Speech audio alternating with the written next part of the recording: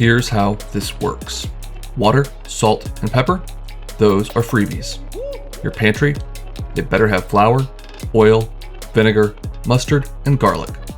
Beyond that, you'll only need 5 more ingredients and 25 minutes to put an entree or entire meal on the table. So, shop, set the clock, and let's dish out.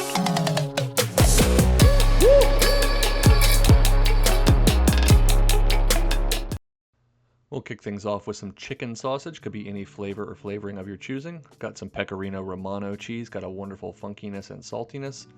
You could grab any kind of wide pasta. I'm using Pappardelle here, but tagliatelle, even fettuccine would be just fine. Some fresh baby broccoli, often called Broccolini, and some panko breadcrumbs. More on that here in just a second. Grab all that, and let's get started. We'll go ahead and take the bottom inch or so off that baby broccoli and then just cut it up into large bite-sized chunks about an inch or so long. Once you get to the florets, if you have any that are really large, that's okay, but if you have any that are really large, you want to go ahead and cut those in half or in quarters. As far as the sausage goes, just chunk it up into coins or bite-sized pieces.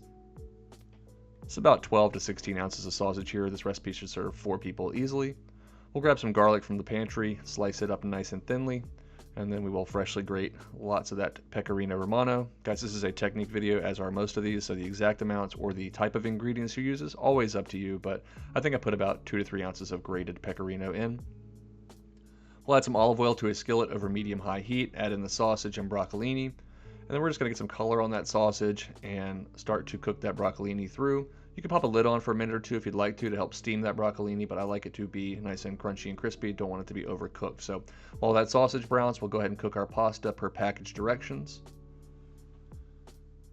Look at that beautiful color on that sausage. We've developed some great flavor. Some nice nuttiness is going to come from that color on the broccolini. At the very last minute, or at least before we add our pasta, we're going to add in that garlic. It only needs a minute or two to soften and perfume the entire dish. I season that with a little bit of salt and pepper as well, of course.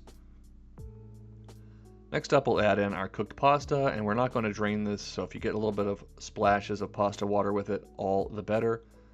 Add in most of that grated pecorino Romano, and then we'll splash in some pasta water, and then just give all that a stir. You can basically cut your heat off at this point, turn it down to low.